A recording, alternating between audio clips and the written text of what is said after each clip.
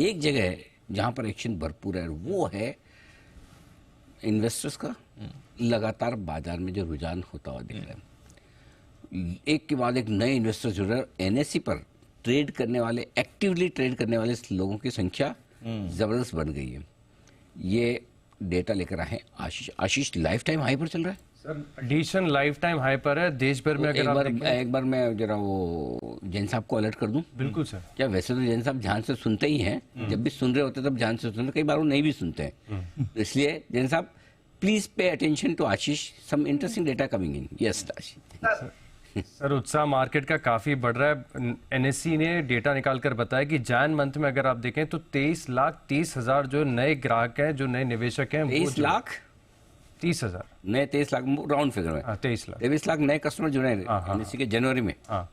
और सर ये data encouraging इसके लिए लगता है कि छोटे शहर जो हैं, जो स्टेट्स पीछे लैग करते थे, पहले जो डेटा निकल कर आता था, आपको याद होगा कि सिर्फ महाराष्ट्र, गुजरात यही टॉप पे रहते थे। दिल्ली है, यहाँ पर काफी ज्यादा नए इन्वेस्टर्स जुड़ते थे। लेकिन अब दूसरे स्टेट्स की तरफ से अगर आप देखें तो जो पार्टिसिपेशन देखने को मिल रहा है शानदार है। लेकिन 23 लाख के एडिशन के बाद टोटल जो निवेशकों की रजिस्टर्ड संख्या है, ये आप देखिए करीब 8.78 करोड़ होगी, यानी पिछले साल के मुकाबले तकरीबन 24% की शानदार ग्रोथ यहाँ पर आपको देखने को मिली है। और सिर्फ इतना ही नहीं, ओवरऑल अगर आप देखें तो मंथ ऑन मंथ आधार पर, यानी अगर आप दिसंबर से कंपेयर करके देखें तो ये आंकड़े में 17% की शानदार ग्रोथ यहां पर देखने को मिली है।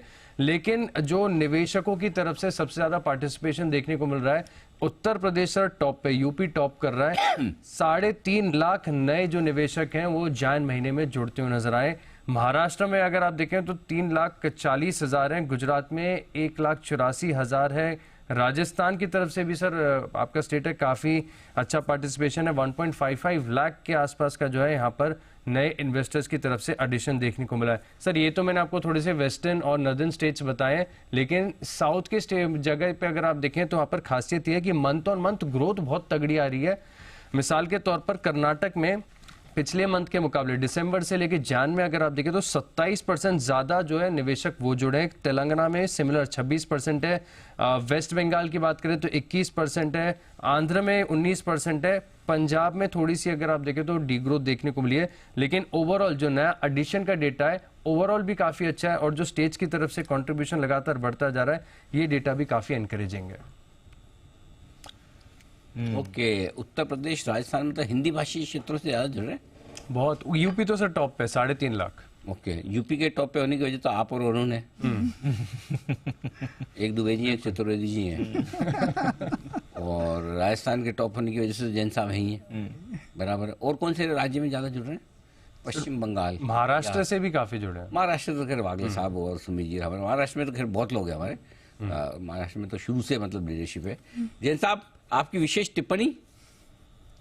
देखिए अनिल जी, इसका तो एक अंदाजा वैसे भी लग सकता है, जब कोई सेमिनार कॉन्फ्रेंस में जाए, पब्लिक प्लेस में जाए, कितने लोगों की जो सेल्फी खिंचवाने की संख्या या प्यार देने की जो संख्या जो बढ़ी है, और ये शायद आपसे ज्यादा तो कोई इसको समझेगा नहीं। थोड़ा बहुत हम लोग भी आजकल समझने लगे हैं। बहुत प्यार, और जी बिजनेस का भी इसमें बहुत बड़ा रोल रहा है। तभी आप देखिए हिंदी भाषी जो जगह है वहां से आया है। But overall to be on the very serious note, मुझे ऐसा लगता है कि एक तो फाइनेंशियलाइजेशन, दूसरा जो ओवरऑल म्यूचुअल फंड्स की तरफ जो रुझान बढ़ा, तीसरा एक अवेयरनेस ड्राइव, और आईपीओज में जो इन्वेस्टमेंट से जो पैसे बने, तो सारी चीजें हैं। और अभी भी मैं कहता हूं कि बहुत छोटा ये लेवल है अभी भी इंडिया के लिए, अगर एज कंपेयर टू वेस्ट, जो डायरेक्ट इन्वेस्टिंग या passive investing, indirect investing equities में, वो अभी भी कम है as compared to the other developed countries. तो ये तो और बढ़ना है। और मुझे लगता है कि जो यूपी, राजस्थान, ये सब पहले अंडर पेनेट्रेटेड थे, जो एज कंपेयर टू अगर आप महाराष्ट्र देखें तो महाराष्ट्र में बहुत ज्यादा अवेयरनेस की पहले से थी। हमारे नॉर्थ ईस्ट में, जहां से मैं बॉर्न एंड ब्रॉट अप हूं, वहां पे तो अभी भी कम है, तो वहां पे भी बढ़ेंगी। तो मुझे लगता है कि इंडिया की भी कई बार इकोनॉमी की बात होती है तो मैं बोलता हूं अभी तो यूपी, बिहार, जो पिछड़े हुए स्टेट्स है पहले के, वो अब डेवलप हो रहे हैं। बाकी तो जो डेवलप्ड है वो तो ही है। इंडिया में भी अपना बहुत बड़ा एक डिफरेंस है। तो ओवरऑल मुझे लगता है कि एक तो स्मॉल कैप मिड कैप चले, उसका भी एक रीजन है। So mutual funds, small cap mid cap, IPOs, फिर जो नए फिनटेक कंपनीज आई है वो लोग जो अवेयरनेस बढ़ा रहे हैं, फिर सोशल मीडिया पे भी काफी एक्टिव वो है। सो ओवरऑल और भी होगा ये ग्रोथ आने वाले दिनों में। एंड मुझे लगता है कि बिल्कुल जो लोग अभी जो इन्वेस्ट करेंगे उनका फ्यूचर बहुत ब्राइट है आगे आने वाले सालों में इंडिया के लिए। ये है आपके लिए राय इस वक्त आती हुई जैन साहब की तरफ से।